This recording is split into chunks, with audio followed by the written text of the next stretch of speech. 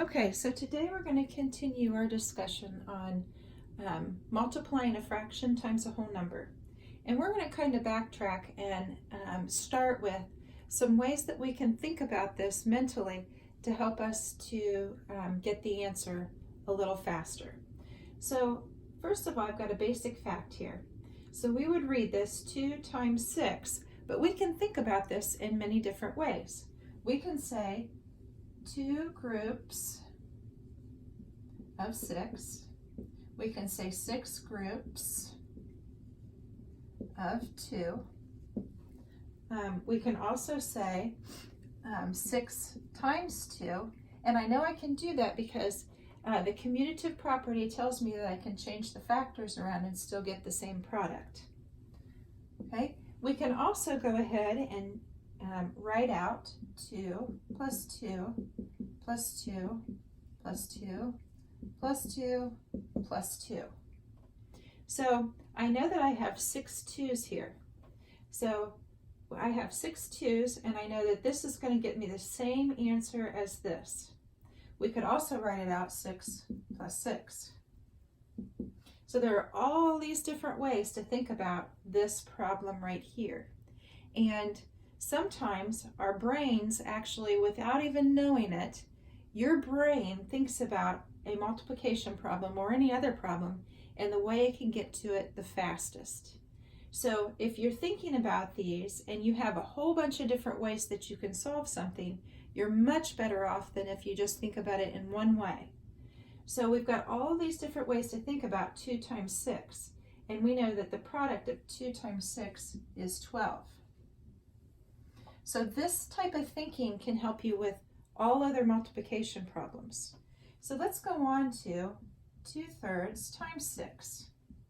So you're probably wondering, how is this thinking going to help me solve this problem?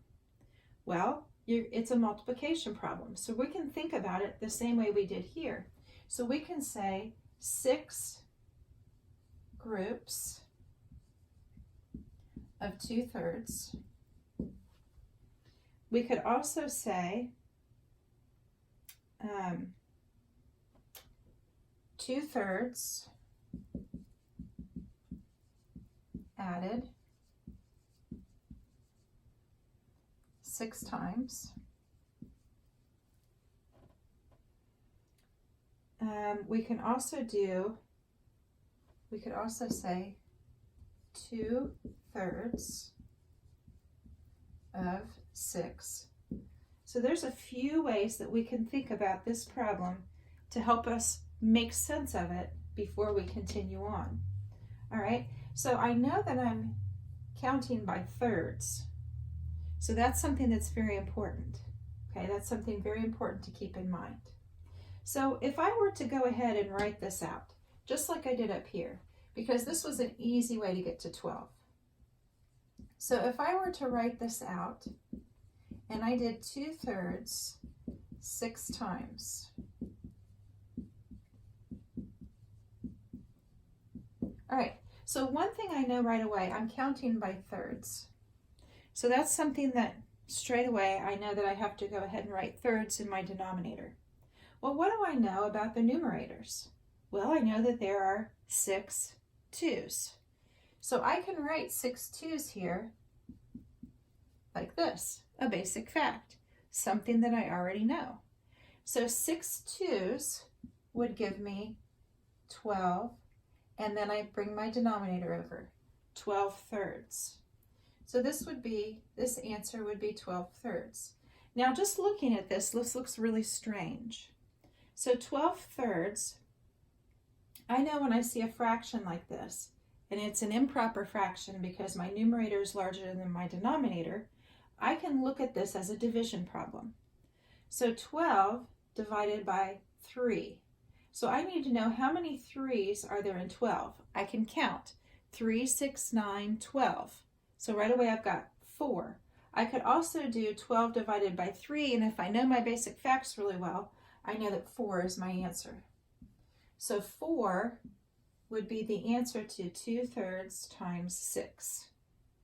Okay? All right. Now, Do you see how we use the basic fact, the information from the basic fact, in order to get the answer? I hope you did. There are also all of these different ways to think about the basic fact, and we can translate that and use that information in order to do a different problem. So what we're going to do right now is we're going to look at 3/5 times 10. So I'm going to erase, and while I'm erasing, if you would go grab a pencil and paper and do this one with me, that would be great. Tomorrow we're going to do a problem set, and at the end of the problem set I'm going to leave a few of those problems for you to do and bring them back the next day. So I need you to be ready and thinking about these in the way that you should be, so that you can be successful doing the problem set. Okay, so we've got 3/5 times 10. So we can think about this in many different ways, just like we did before. We can do 10 groups of 3/5. That's one way we could do this. We could write this 3/5 added 10 times. Okay, so there's two examples, two things that we could be thinking of when we think of this problem. Now I notice here I'm counting by fifths, and I know what I'm counting by because I'm looking at that denominator, and that denominator tells me fifths. So that's a clue as to what my answer is going to be. Now if I wrote this out in addition, and I wrote out 10 3/5, how many threes will I have? Well, obviously I'm going to have 10 of them.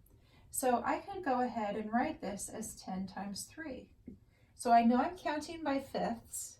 I know if I wrote it out in addition, I would have 3 10s. So now that's getting me to my answer a little bit quicker. So now I've got 3 times 10, which is a basic fact, which I know is 30. And now I have fifths. So this gets me to my answer a little bit faster. So now I can look at this and I can say, okay, 30 divided by 5. So how many 5s are there in 30? Well, if I count by 5s, I have 5, 10, 15, 20, 25, 30. I've got 6 5s in 30. So 30 divided by 5 is 6, and that's going to be my answer. So 3/5 times 10 equals 6. I'm hoping that you're seeing this a little bit faster now. All right, let's try another one. Let's try 2/6 times 24. All right, so how can I think about this? Well, I can say that it's 24 groups of 2/6. I can also say 2/6 added 24 times. Okay, so if I were to write this out 24 times, how many 2's would I have? Well, I would have 24 2's. So I would have 24 2's, which would be the same as 2 times 24. Now, I know that I'm counting by sixths, so that's going to be my denominator. Now, let's take a look at this. What is 2 times 24? 2 24s. Well, if I had 2 24s, I would have, if I had 2 20s, I would have 40. If I had 2 4s, I would have 8. So I'm going to take my 40 and my 8 and add them together to get 48. There's some mental math there for you. And then my denominator will stay sixths. So 48 divided by 6. Well, how many 6's are there in 48? There are 8.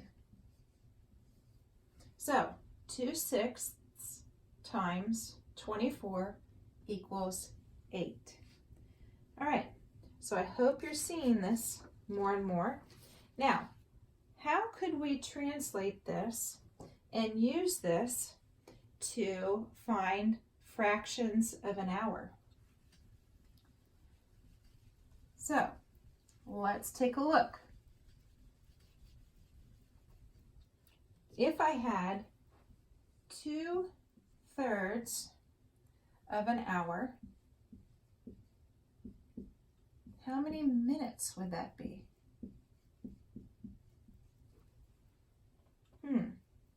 Now we're looking at part of an hour. We're looking at 2/3 of an hour. 2/3 of an hour, well, how many minutes are there in 1 hour? We need to know that first. 1 hour equals how many minutes? Well, I know that there are 60 minutes in an hour. So one thing I know right away, this is going to be less than 60. So we need to find 2/3 of 60, or we could say 2/3 times 60. All right, what would that equal? Well, again, I'm looking here. I'm thinking if I wrote out 2/3 60 times, holy cow, that would take up like the entire whiteboard, I think. Well, if I did that 60 times, I would have 60 2s, right? I would have 60 2s, and I'm counting by thirds, so my denominator is going to be thirds. So now I can look at this, and this is going to be easier for me to figure. So I know that I'm still going to have a denominator of thirds. I'm still counting by thirds. So if I had 2 60s, what would I have? Well, let's see. So 2 60s would be the same as adding 60 2 times. I know that from the information I learned before. So that would be 120. So 120 divided by 3, what would that be? Well, if it's easier for you to write it out, that would be fine. But I'm looking at this as a basic fact and thinking, well, how many 3s are in 12? Let's see, 3, 6, 9, 12. That would be 4. So I have 12 here. This would be 0. And now I still have a place right here. I still have to put something in this place. I can't just say 4, because if I said 4, that's only 4 times 3 is 12. I need to have another place. So this would be 40. So 2/3 of an hour would be 40 minutes. So we can translate that to time. All right? So I hope this is making sense to you. We will continue working on this tomorrow. You will need your problem set for lesson 8 tomorrow, and we're going to start going over that. And I'm going to leave 2 or 3 problems at the end for you to work on and bring back for Thursday. All right? Keep watching, stay curious, always keep learning. See you tomorrow.